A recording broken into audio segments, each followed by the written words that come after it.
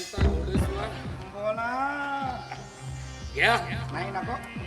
काय नको, घ्या घ्या. कशाला उगाच.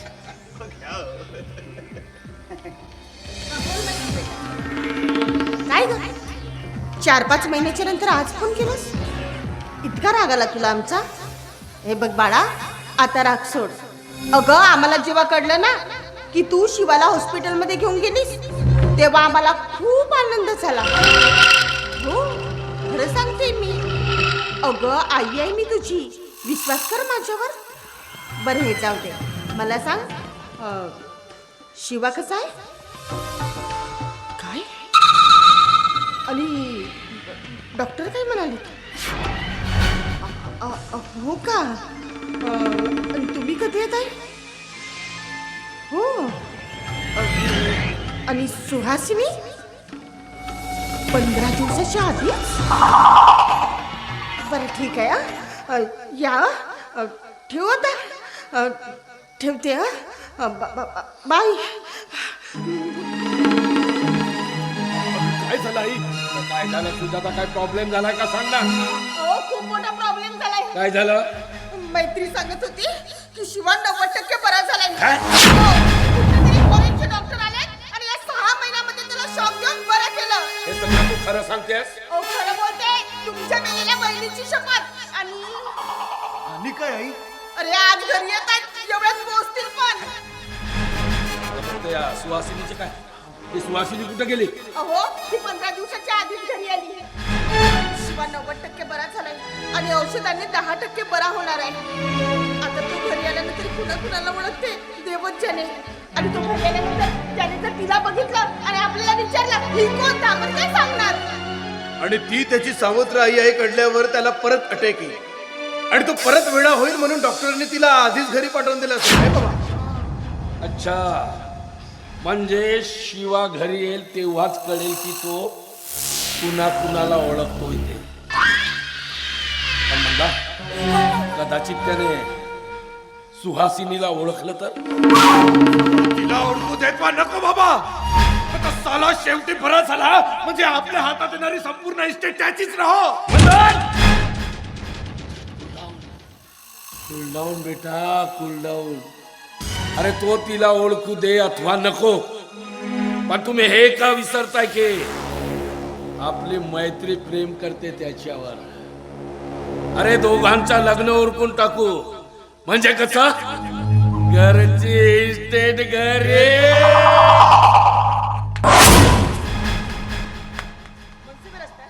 प्लॅनिंग करतात करा जेवढे मनसुबे रचायचे रचा. पण एक गोष्ट मात्र लक्षात ठेवा, शिवा हा माझा मुलगा आहे आणि आज तो येतो या घरात. तुम्हा सगळ्यांचा काढ बनू. Welcome madam, welcome. आम्ही सगळे आपलीच वाट बघतोय. ही गुंडून द्यायला ही शिवाय येत आहे. मान टाके तिला घुबडा. तूच सांगितलं होतं ना त्यांच्या स्टॅम्प पेपरवरती. हा सांगेल ना माझ्या शिवाला, सगळं काय सांगेल. आणि माझ्या शिवाची एक मूठ तुझ्या मुस्कुरात पडली ना मी तुझी लटकलेली मान गळून खाली पडेल. ए भवानी, तुला शिवाची आई माहिती होते ना? सावत्र असून खूप प्रेम केलीस ना तिच्यावर. तुझं नशीबच फुटतं गं. तू घरी आल्यानंतर तुला ओळखणार सुद्धा नाही. जय गोविंदा, जय गोविंदा. ए नवरंगे सटवे ओळखेल. माझा शिवा मला नक्की ओळखेल आणि मग सांगा त्याला काय काय सांगायचंय.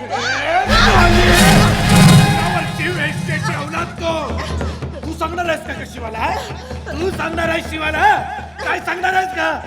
माझ्या बाबाने तुझ्यासोबत जे जे काय केलंय ते सांगणार आहेस की आता मी करू तुझ्या देहाची आग शांत? कुत्र्याची औलाद शेवटी तू सुद्धा एक कुत्रा. तो सांगशील त्याला? काय सांगशील का की मी त्याचे इस्टेट लुबाडले म्हणून सांगशील? मी त्याला मतिमंद वेडा केला म्हणून सांगशील की मी तुझे इज्जत लुटली म्हणून सांगशील? काय सांगशील? चालेल, तू काय सांगशील का त्याला? तो इथं आल्याबरोबर मी सांगतोय त्याला, हे तुझे सावत्र आहे, एक वेश्या आहे म्हणून.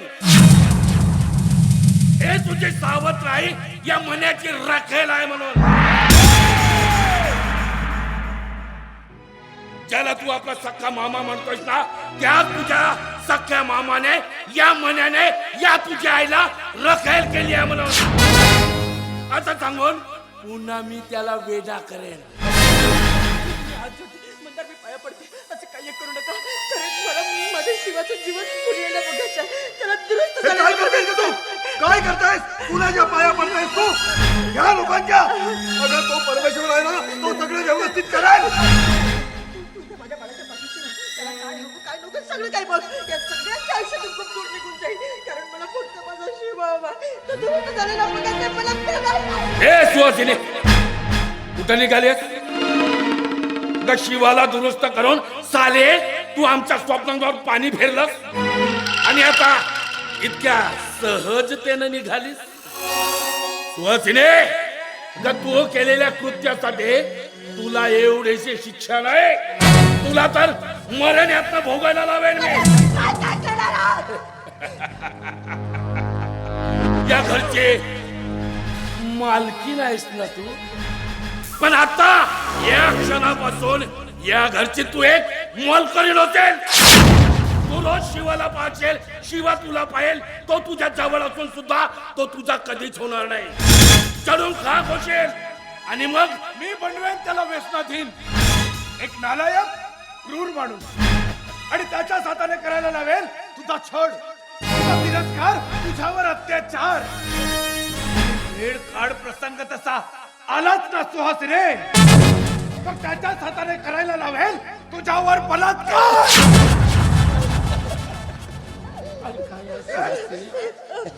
अगं तू इथं असलीस ना, तर माझी इच्छाही पूर्ण होत राहील आणि माझा बदलाही बघ. सुवासिनी राहतेस ना तू इथं एक मोलकरीण म्हणून, नाही तर तुझ्या त्या शिवाचा जीव गेलाच म्हणून समज. बघ, राहतेस ना तू एक मोलकरीण.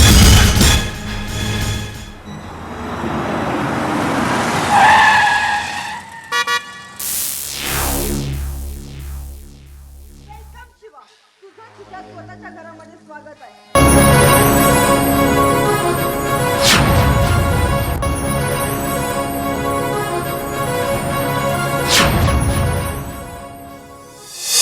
Hello everybody. अरे असे अवाक होऊन काय बघताय सगळे माझ्याकडे? I am Shiva Vaishnav Kadam, the owner of Shiva industries and textile. एक मिनिट मैत्री, मी सांगतो हे कोण आहेत आणि मी यांना बरोबर ओळखलं की नाही हे नंतर तू मला सांगायचं. आय थिंक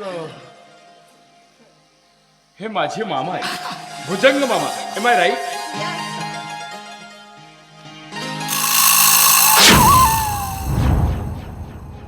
आणि ह्या सुजाता मामी ना? हो, मीच तुझी सुजाता मामी. माझी मुलाची लेकरू. मामी, बरोबर ओळखलं मी तुम्हाला. बरोबर ओळखलं.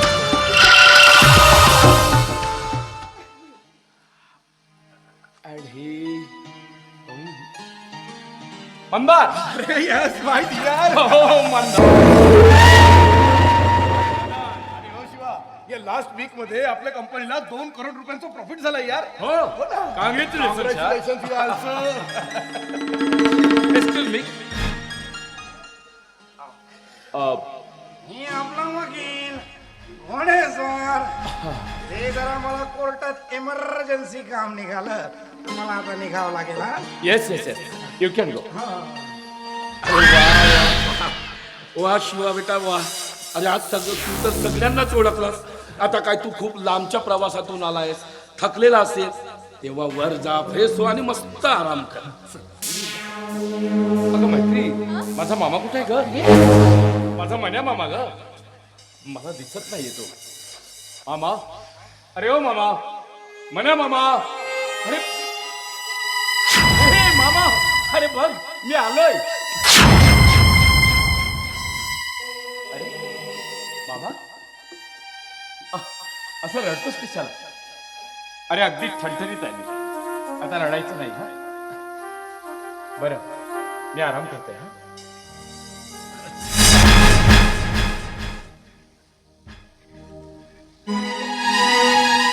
अरे मामा, ही बाई कोण आहे रे? आणि काय ती रडते आहे. ए बाई, कोण आहेस ग तू आणि का रडतेस तू? मैत्री कोण आहे ही बाई? आपल्या घरची मोलकरी नाही.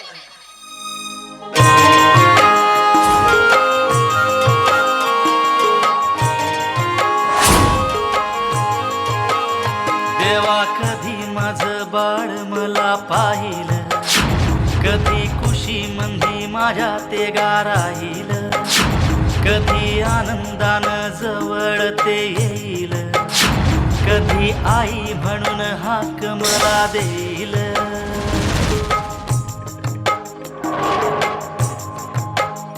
देवा कधी माझं बाळ मला पाहिलं, कधी खुशी मंदी माझ्या ते गाराईल, कधी आनंदानं जवळ ते येईल, कधी आई म्हणून हाक मला देईल.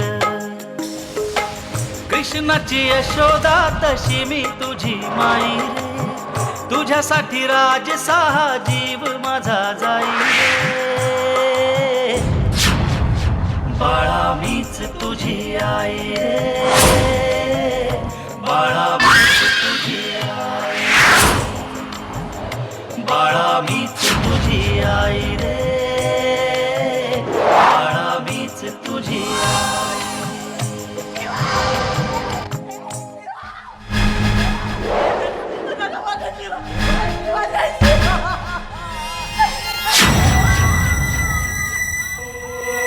अरे परमेश्वरा, हा काय तुझा दगा वेगळा न्याय रे? काय अवस्था करून ठेवलीच्या विचारीची, काय हिच्या नशिबात असा खेळ म्हणतोय रे परमेश्वरा? काय नाही केलं या माऊलीने आपल्या लेकरासाठी, आणि तू आंध्र झालायस करा दिसत नाही तुला? आज तोच मुलगा आपल्या आईला ओळखू शकत नाही, अशी भयान परिस्थिती तू आणून ठेवलाय. पण देवा, तुझं जर या जगामध्ये अस्तित्व असेल ना, तर एक दिवस तुला या माय आणि लेकराची ओळख पटवून द्यावी लागेल. तेव्हाच मी म्हणेन की तुझं अस्तित्व आहे, अन्यथा नाही, अन्यथा नाही.